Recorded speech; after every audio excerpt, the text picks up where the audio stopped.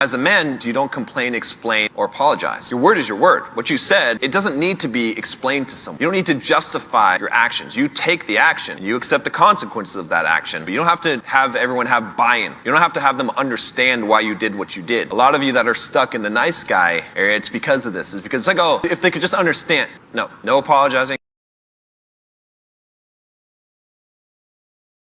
The only woman on the face of this earth who at most will truly love you for you on an unconditional basis is your mother. If you're blessed to have a mother who cares about you and is still of the living, the next time you see her, you need to thank her and you need to give her a hug and tell her you love her.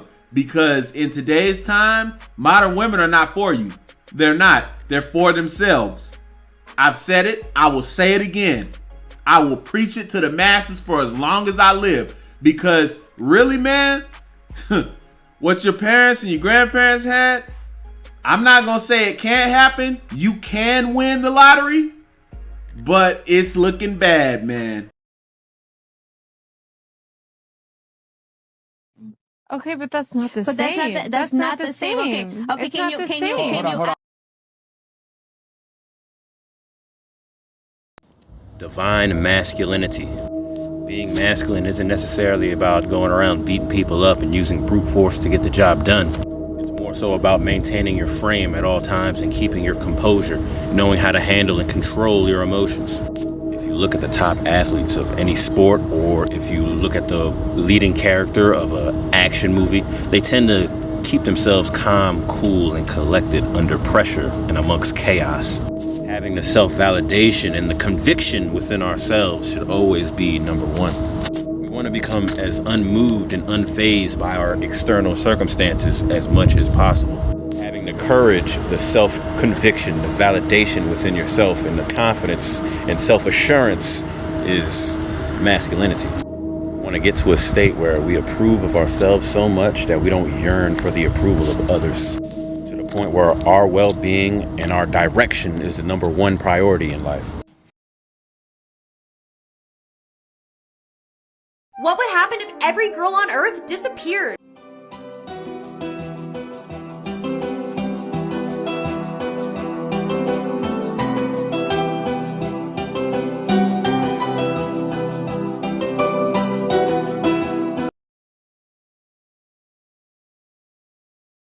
Here's the reality. This is why chivalry is dead and women killed it. I mean, y'all can say what you want to say, man. It ain't but dead. Why is a man, real talk, like feminism is here. You know, women are more educated than ever before. They make their own money. You know what I'm saying? And as a byproduct of them making their own money and becoming more successful, you get a little bit more masculine energy. You're not going to be a heavy hitter making money by being passive and a pussy. You're going to become a little bit more masculine, right? And then on top of that, women are just having a little bit more recreational sex, which is fine, right? Cool, do your thing. But you can't expect men to be traditional, hold the door open for you, pay for the date, treat you like a lady, etc. when you guys are no longer traditional women. It's bullshit. Yeah. So guys have adapted to the situation because men haven't really changed. Women have. I want my to make 6 figures. That's cool. How much do you make? Right now, I collect unemployment checks because I'm a bad bitch. So what do you do in your free time? Like, you got like a business? Bad bitches don't work. I buy Louis Vuitton and Gucci okay, so with why it. would a guy making 6 figures want you then? What do you have to offer? Because this pussy is good. Okay, so your vagina works like it's supposed to. Okay. Your vagina works like it's supposed to. And that's why somebody with 6 figures should get you. Yes, because that's all you have to offer. I'm a bad It's a working bitch, vagina. and my pussy, that's crazy. It works. You crazy. So big women, not fat women? Fat women. They're fat women. Why do we need to, use these terms which are, how do I say, politically correct terms like big women, big boned women? They're fat. Would you want to be called a broke guy? Because I'm broke. Why would I want you to call me anything different? If I'm broke, I'm broke. That's the thing with us men. If I were to tell a dude, you're fat, you're supposed to hit the gym, he would be saying like, bro, okay, next thing is hitting the gym. That's the thing. Men are realists. We face the reality. You're a broke dude, so work on not being a broke dude. Why do short ass girls be so fucking mean, dude? Like, you are 5'1". I will pick you up, put you on top of the fridge, and I'm not gonna let you come down until you want to act nice to me. If you think the way you keep a man happy is to move your pussy in a particular way on top of his dick, as opposed to behave in a way which is respectful to him out in the real world, and for him to know he has you and your loyalty regardless of what's going to come up, all the problems he's going to come into in his life, then you're wrong. I'm just saying If you're dating someone who has a history of cheating, whether it was multiple times or even just once, you need to leave. This is a person with low integrity. This is a person who is going to hurt you. They may be in love with you now. They may even marry you. But eventually, things will get stale. Eventually, someone else will come along. And this is a person who has shown they have no integrity. No matter how much you tell yourself that they won't do it, they'll cheat again. Find someone new. There are plenty of fish in the sea. Do you really want to know why 80% of divorces are filed by women? Because it's not adultery and it's not abuse. We know that adultery occurs at virtually identical rates in marriages, and we know abuse occurs at virtually identical rates. In fact, if anything, abuse against men by their wives is far, far underreported. So if there's not a disproportionate amount of abuse or cheating, why is there a disproportionate amount of women filing for divorce? Do you know what the number one factor predicting divorce is? Do you know what the number one factor or life event immediately preceding a divorce is? The husband losing his job, losing his business, or experiencing a major mental health crisis such as severe depression. You see, because men love women for who they are and women love men for what they can provide. You see, women aren't interested in your struggles and are not interested in helping you through your struggles. They wait at the finish line and pick the winners. And the one right women always reserve is the right to change their mind, often changing the horse they're betting on mid-race. Only women, children, and dogs are loved unconditionally. That's why they file 80% of divorces.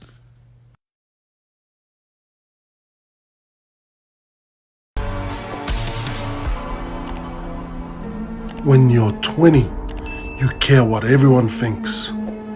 When you're 40, you stop caring what everyone thinks.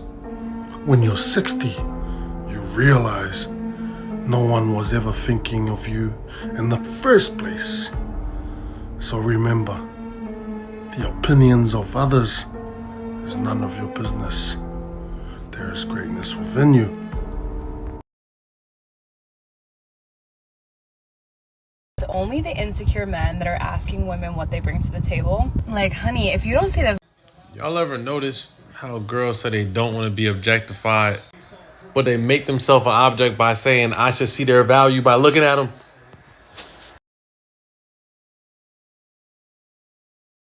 Okay? Yeah.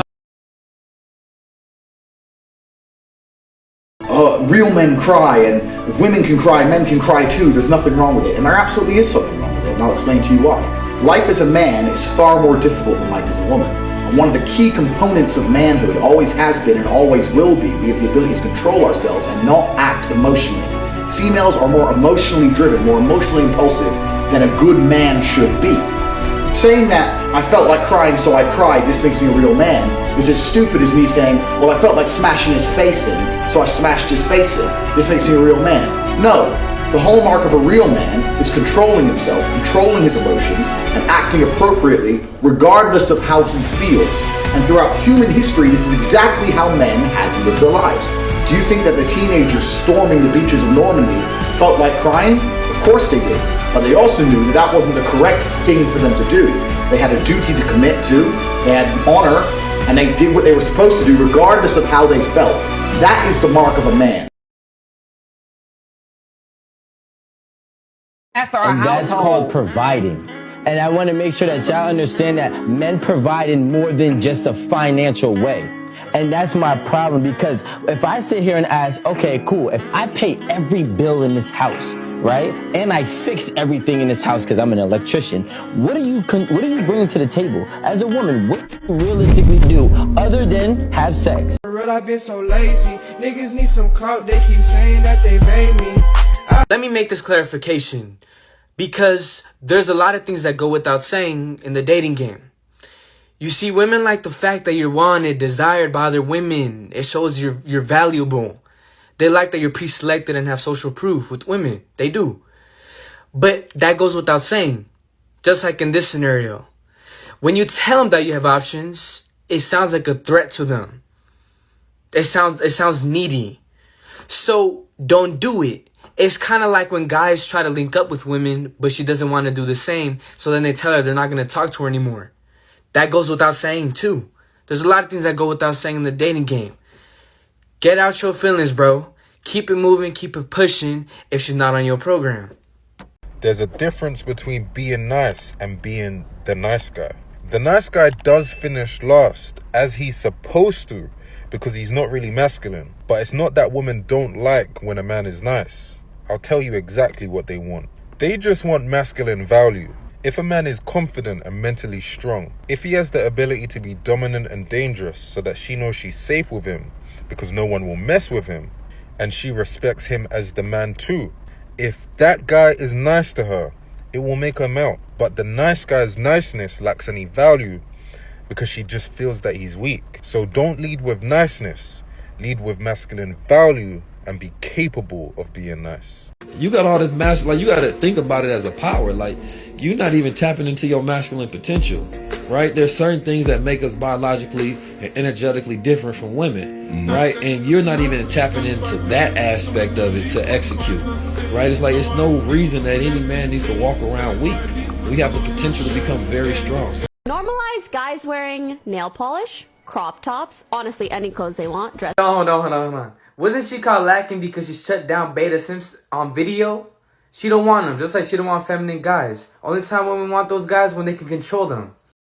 Have worked in the past now are being questioned. If you get married, right, and you get a divorce, who gets most of the stuff? Usually it's the woman. There you go. Like if you have children, who gets custody? Usually it's the woman. Has it changed your mind about marriage? Something with me and her that we've already talked about is we're gonna have the ceremony, but we're not gonna get legally married. I want it big. Because literally, like, we don't wanna, there is no benefit but financial benefit. We agreed when our you get finances married. will be separate. You guys have never thought about that? I've never thought of that. I just- As a Christian, like, you are doing the ceremony, you're getting married before God, like, you're making that covenant, you're just not involving the government. Mm-hmm.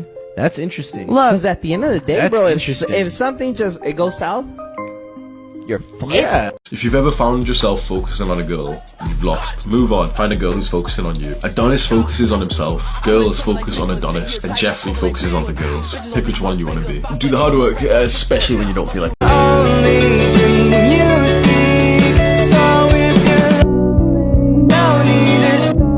absolutely swear by. Dating rule number one is that I do not raise attraction. I only deal with women who are already highly attracted to me from the get-go. You will always get the best out of a woman if she's already highly attracted to you. You don't want to be raising attraction and dealing with the headaches that come with these medium to low interest women. Number two, no dinner first dates. We've all been there where we've taken a girl out on a dinner date only to probably never hear from them again, or it just never led anywhere. With me and my dating experience and being more on the villain side of things, which means that I'm the guy that girls will hook up with after they come back from the dinner date. I've had girls been very open to me about, yeah, I've had 4 or 5 dinner dates this week. Do you want me to bring you the leftovers?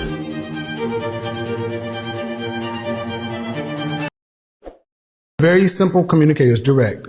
And I want you guys to go through my videos and listen to how many times I ask a direct question and I get some vague bullshit indirect answer. This is the technique women typically do to try to frustrate men to get out of our frame. It's a control tactic. It's what girls learn in order to, and it's when they learn this as little girls to exert their influence. You know exactly what you're doing. I'm just calling it out. It's not cute. It's not funny. Be the hero of your own movie. If your life was a movie, and it started now, forget about whatever financial disasters you've had, personal failures, relationship failures. What would the hero of your life's movie do right now? Do that. Do those things. We define ourselves far too often by our past failures. We look at our past and we say, well, that's me. That's not you. You are this person right now. You're the person who's learned from those failures. And you can choose to be the hero of your own movie right now. Write down your goals. Write down things you want to improve. Write down things you won't tolerate from yourself. Write down things that you've done in the past that you never want to see yourself do again. And go forth from here as the hero of your own movie.